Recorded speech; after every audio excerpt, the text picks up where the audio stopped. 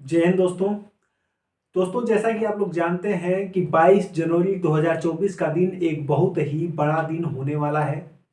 1528 से 2023 तक का ये सफर राम मंदिर को लेकर के रहा है।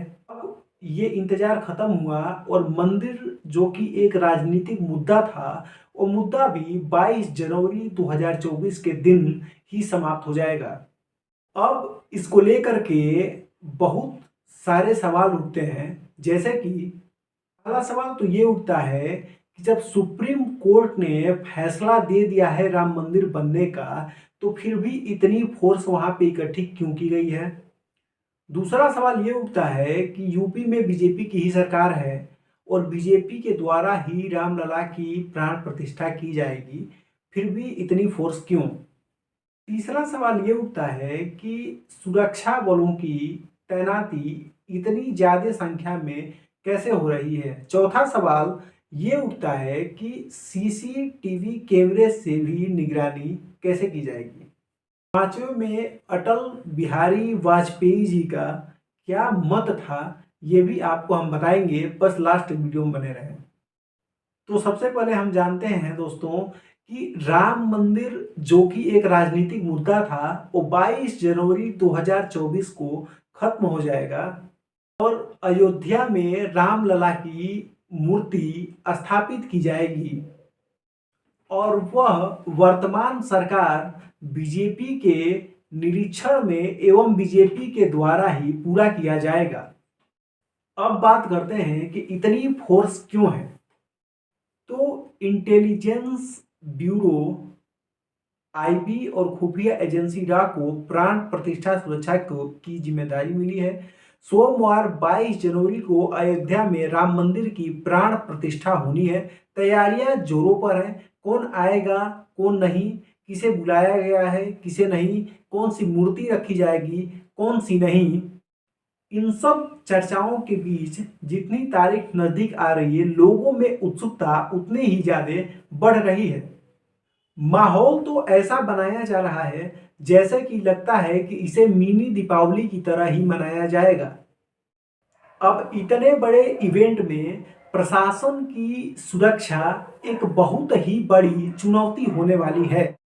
इसीलिए इंटेलिजेंस ब्यूरो आईबी और खुफिया एजेंसी रा को सुरक्षा की जिम्मेदारी मिली है और वो आर्टिफिशियल इंटेलिजेंस एआई के जरिए बंदोबस्त कर रहे हैं।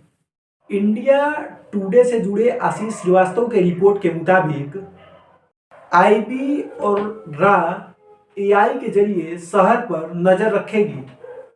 इसके लिए एक खाका तैयार किया जा चुका है। पुलिस ने एक डेटाबेस तैयार किया है जिसमें अयोध्या से आने जाने वाले और बाहर की गतिविधियों पर जानकारी है। एक वरिष्ठ पुलिस अधीक्षक ने मीडिया को बताया है कि मंदिर परिसर को लेकर के खतरा बहुत है, इसीलिए हमें अयोध्या पर कड़ी नजर रखनी होगी। कार्यक्रम में आने वालों का और कार्यक्रम में आने वालों के साथ जो आ रहे हैं, जैसे कि जो लोग आ रहे हैं उनके ड्राइवर भी, जो जैसे उनके साथ जो भी लोग आ रहे हैं उनका भी वेरिफिकेशन किया जा रहा है।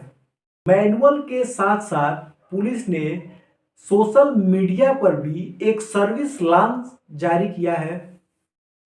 एआई के अलावा राज्य पुलिस यानी कि यूपीपी और बीएसएफ के 11,000 से ज्यादा पुलिसकर्मी तैनात किए जाएंगे। लेकिन मौजूदा योजना के मुताबिक मंदिर के पास रेड जोन में, जिसमें कि सीआरपीएफ की 6 बटालियन और यूपी स्पेशल टास्क फोर्स की 9 बटालियन, प्रादेशिक सशस्त्र बल पीएससी की 3 बटालियन और वहीं पे 304 पुलिसकर्मी तैनात रहेंगे। दोस्तों, मंदिर बन गया है और ये देश के लिए एक गर्व की बात है। इसमें हर पार्टी के, जिस पार्टी को भी बुलाया गया है उस हर पार्टी को इसमें आना चाहिए। इसी चर्चाओं में अटल बिहारी वाजपेयी जी का एक बयान हमको याद आता है। 1992 में जब कांग्रेस पार्टी के प्रधानमंत्री नरसिम्हा राव जी ने बीजेपी के नेता अटल बिहारी वाजपेयी जी को जब बुलाया था, अटल बिहारी वाजपेयी जी का ये बयान है, उस समय के प्रधानमंत्री नरसिम्हा राव जी ने भारत का पक्ष रखने के लिए मुझे विरोधी दल के नेता होने के नाते जनेवा भेजा था। उस समय के प्रधानमंत्री नरसिम्हा राव जी ने भारत का पक्ष रखने के लिए मुझे विरोधी दल के नेता के नाते जनेवा भेजा था और पाकिस्तानी उसे देखकर आश्चर्यचकित रह गए। उन्होंने कहा कि ये कहां से आ गए, क्योंकि उनके यहाँ का नेता ऐसे राष्ट्रीय कार्य देने में भी शामिल नहीं होता था और वो हमेशा अपने विपक्षी दल के सरकार को गिराने के लिए लगा रहता है। लेकिन ये हमारी परंपरा नहीं है, ये हमारी प्रकृति नहीं है और मैं चाहता हूं कि ये परंपरा बनी रहे, ये प्रकृति बनी रहे। सत्ता का खेल तो चलता रहेगा, सरकारें आएंगी, सरकारें जाएंगी, लेकिन मेरे देश का जो लोकतंत्र है वो बना रहना चाहिए। मिलते हैं आपसे अगले वीडियो में। जय हिंद।